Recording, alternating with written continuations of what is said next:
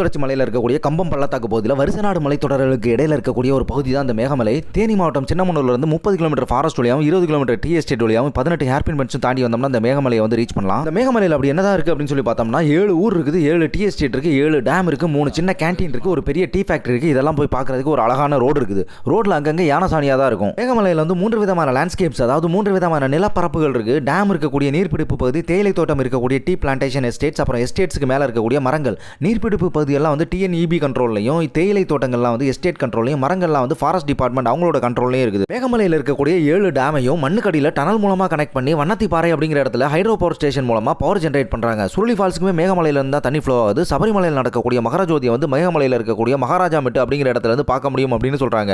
மேகமலைக்கு மேல petrol bunk எதுவுமே கிடையாது. காலையில 6 மணிலிருந்து சாயங்காலம் 6 மணி வரைக்கும் தான் மேகமலையை சுத்தி பார்க்க செக் போஸ்ட்ல அலோவ் பண்ணுவாங்க. மேகமலையில இருந்து சாயங்காலம் 4:30 மணிக்கு முன்னாடி கீழே இறங்க ஆரம்பிச்சாதான் 6 மணிக்கு அடிவாரத்தில் இருக்கிற தென்பழனி செக் போஸ்ட்டை கிராஸ் பண்ணி